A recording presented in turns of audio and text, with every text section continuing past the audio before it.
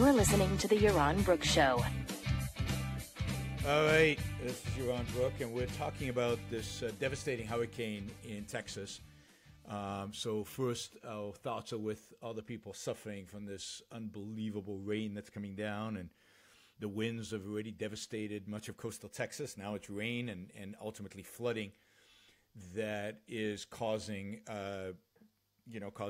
probably loss of life, unfortunately, a lot of property destruction, a lot of devastation. And really, it's going to be a test of Houston's infrastructure, and probably more than anything else, think about all the refineries, think about all the industry. Houston is a very industrial city, and it's going to be interesting to see the massive oil storage facilities there. And in the past, there's been a lot of talk about what happens when there's a massive flood.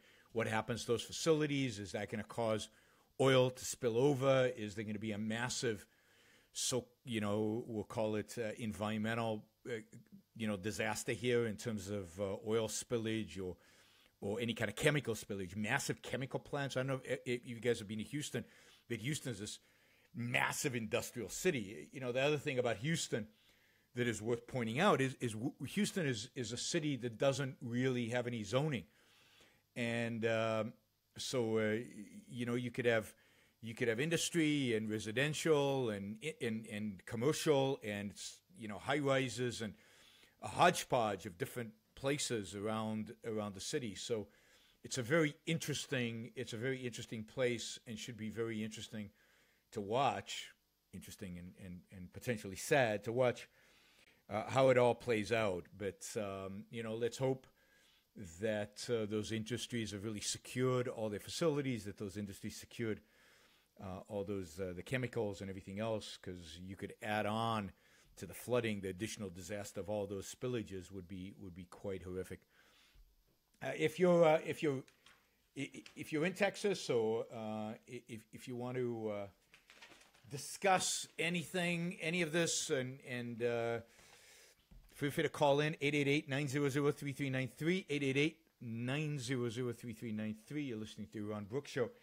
And we started talking about the fact that in Galveston in 1900, 10,000 people died when that hurricane hit, and how Galveston was completely unprepared. That technology at the time was such that when we were far more exposed to the weather than we are today. So even though today there is far more population density, so there are far more people who are going to be affected by Hurricane Harvey than were affected by the hurricane in Galveston. Today, because of better forecasting, but primarily because of our ability to construct defenses against these hurricanes, we are likely to see far fewer casualties and far, probably more property damage, but also not the level. I mean, Galveston was basically flattened. Nothing survived. You're probably not going to see that level of devastation. We today have the technology to build better. We today have the technology, to protect ourselves. We have the technology to build things that are resistant to 130-mile-an-hour wind, although there were some pictures of some buildings that came down from those winds that were not built well enough, or the winds were unexpected, or the direction of the winds was unexpected, and everything. So you've got amazing technology today at place, both to predict, forecast, warn. You keep a lot of people evacuated, particularly the most dangerous places. People evacuated those places. So you're not going to see that again in a hurricane, in the Galveston hurricane. They had 1 day to prepare. And of course, our technology allows us to build these safe and sound places. And this is why, while weather is potentially dangerous, right? Extreme weather situations where you have massive quantities of rain, or you have these devastating winds, or you have the sea levels rising because of some activity of weather. We, as human beings, are actually quite able to protect ourselves against this, and quite able to build buildings that protect ourselves, build infrastructure that is protected. I suspect that if more of our infrastructure was private, this would be done even better, and we'll get to flood insurance in a little bit. We're quite able to cope with these natural disasters. And natural disasters are natural disasters. The disasters caused by nature. I mean, for all of you out there who love Mother Earth likes to beat up on her kids once in a while. There is no Mother Earth, and there are no kids to Mother Earth, but you get the reference. All right, if you want to call in, 888-900-3393, 888-900-3393. So major hurricane, major flooding. I did see some news coverage from Houston just this morning. The flooding's pretty devastating, but what was interesting was lights were on. It looks like some of the power utilities are hanging on and doing okay. Cell coverage was pretty strong. That is, people were able to communicate. It turns out Twitter is one of the main ways in which people are letting people know, and people are sending out about distress and about needing help. So Twitter, private enterprise, the whole internet infrastructure, the cell phone towers, the cell phone companies are doing relatively well. So that's good news. Thank God. 2 minutes. Thank God the government doesn't own those cell towers and doesn't actually run our cellular infrastructure and our internet infrastructure. But let's hope that people stay safe and that there are enough emergency personnel there to be able to help people who are in trouble. It sounds like Texas is really mobilized. They've got 2,000 Texas National Guards. You've got Coast Guard helicopters everywhere. But this is going to take days because flooding is often because of rain somewhere else. It's not even because of rain where you are.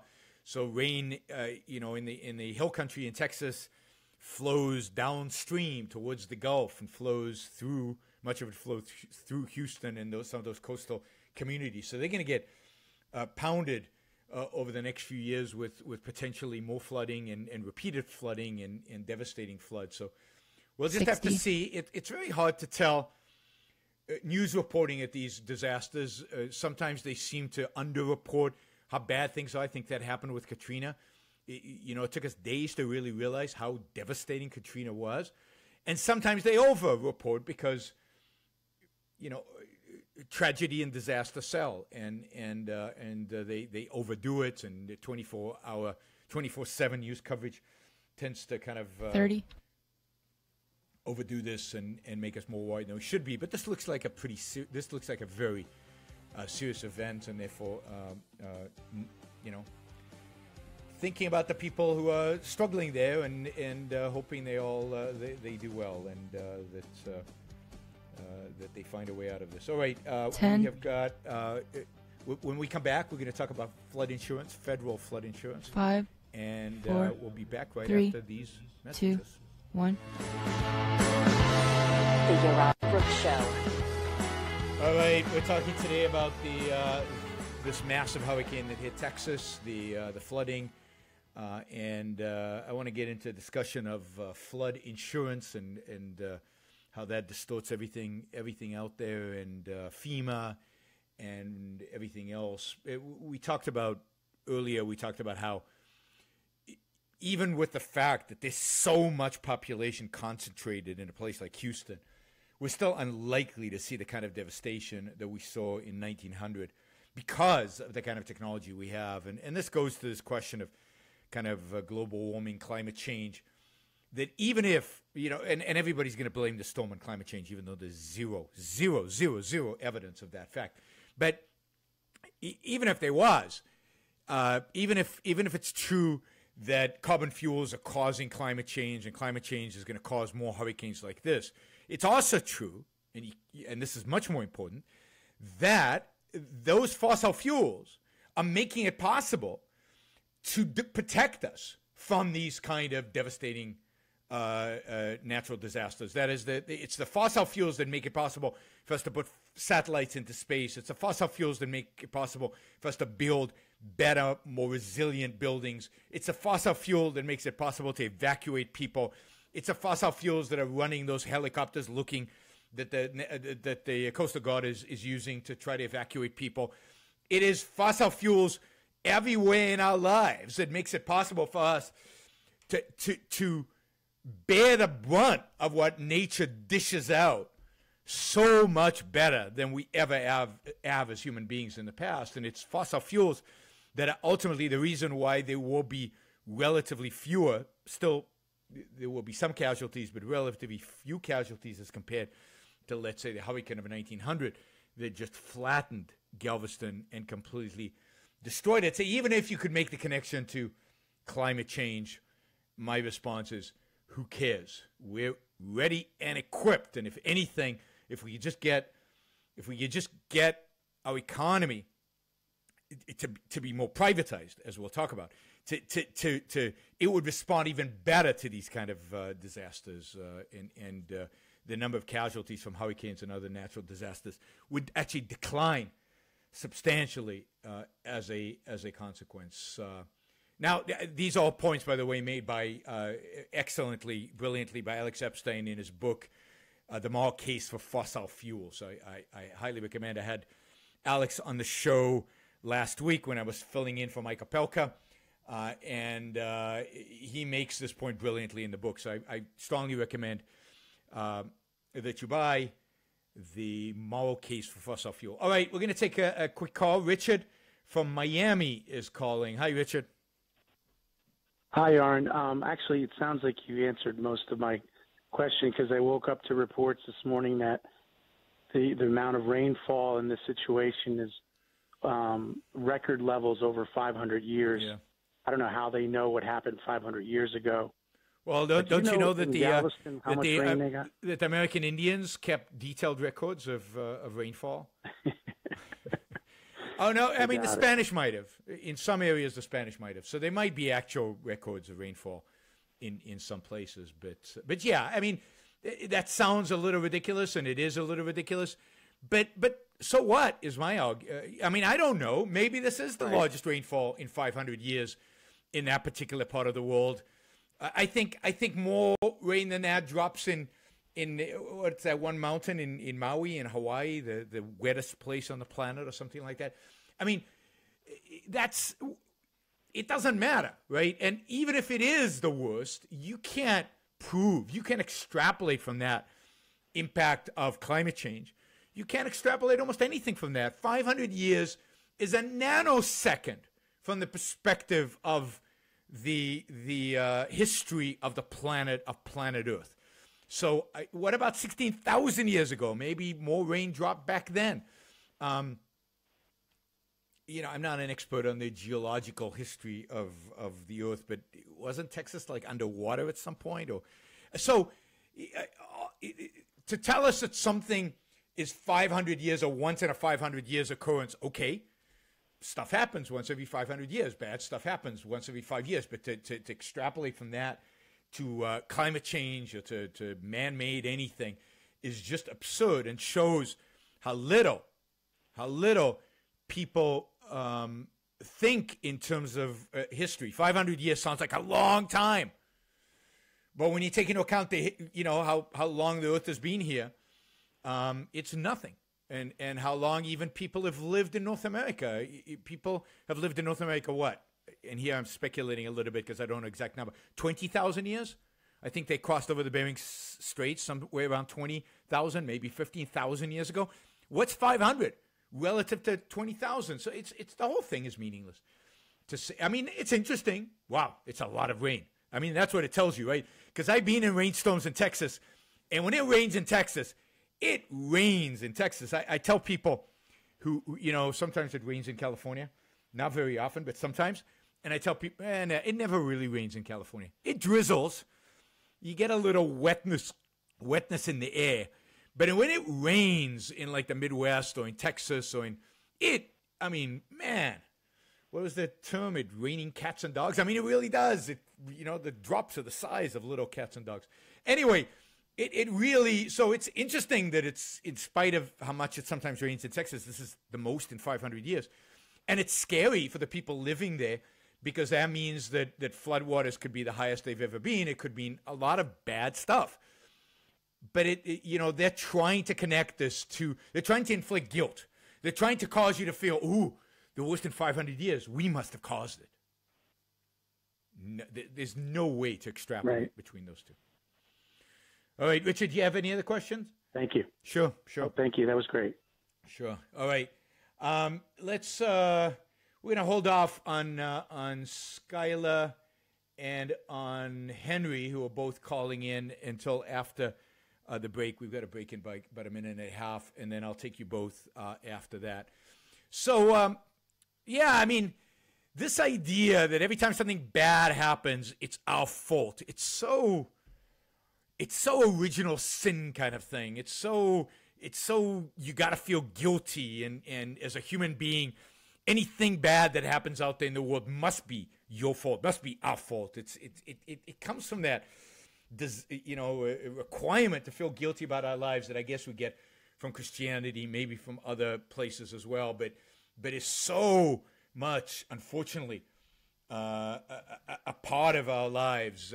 Always it's our fault. No, Mother Nature, not a mother, but nature, bad stuff happens. I mean, there's going to be a big earthquake in California, and it won't be anybody's fault, although you can start feeling guilty now if you really want to. And I'm sure, I've even seen stories where climate change somehow causes earthquakes. And if it's not climate change, my guess it's going to be fracking. Fracking is going to cause the next big earthquake in California. Even though we've always known there's going to be a next big earthquake in California. We just do. It's just nature, right?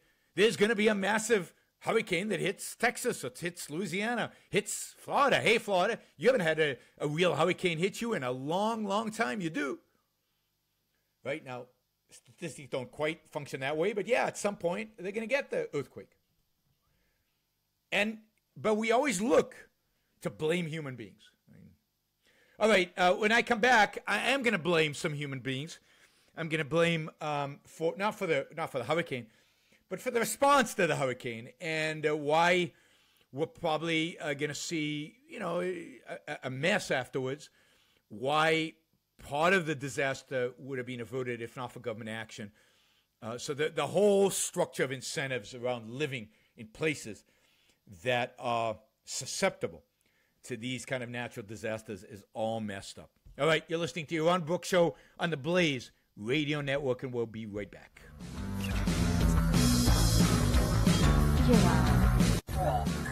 All right, we're talking about Hurricane Harvey and the devastation it's causing in Houston, and the kind of response we should have, and we're going to get into discussion of flood insurance and FEMA. But let me quickly take Henry's call from Virginia. Hi, Henry. You're on the Yaron Brook Show. Doing today? Oh, there we go. Hey, how are you doing today? I'm doing okay. How about you?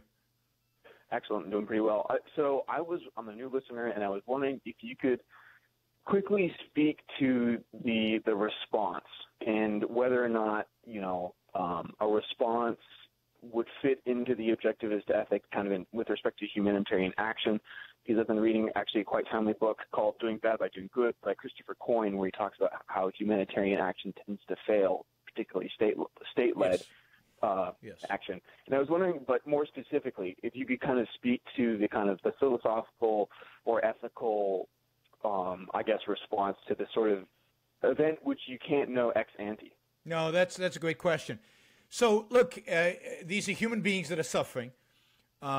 We are, as life-loving human beings, objectivists, I think are extraordinarily benevolent, and I feel legitimately, rationally sorry for the people whose lives are being, in some cases, destroyed, in some cases, devastated by what is happening, by the weather.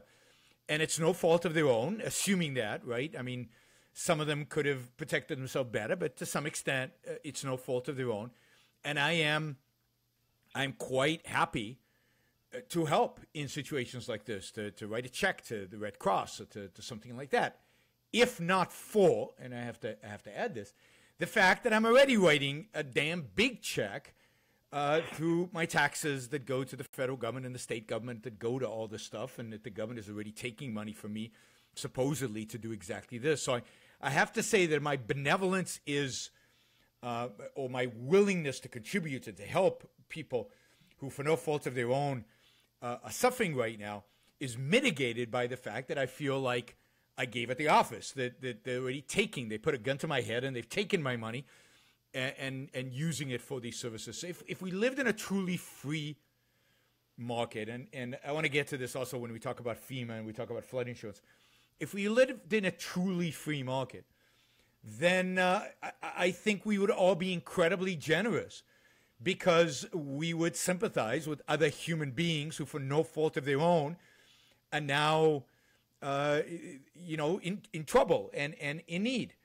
I don't think it's a moral claim against us. I don't think it's morally required to do so. I don't think if you don't give, you're inherently a bad person. But I also think that it's completely consistent with objectivism to, value human life and to say, what's happened to these people is sad, and I'd like to help them because I'm a human being and they're a human being. And you know what? Those people in Texas are damn productive, and I benefit from them being able to produce and to create and to build. My life is better off for the fact that they go and work in the refineries and the industries, and they work at the port there, and that to some extent they are contributing to my well-being, and therefore I am willing to help them out in a case of disaster. And this goes back historically to kind of how America's always been. I mean, if the neighbor's house was burned down by a fire, the neighbors would all get together and go out and build a new house for them and help them build a new house. And I think that's what you benevolently do to your neighbors. It's not about if my house burns down, then I expect my neighbors to come to me. Then you're creating this atmosphere of people owing each other things, and the benevolence goes out the window.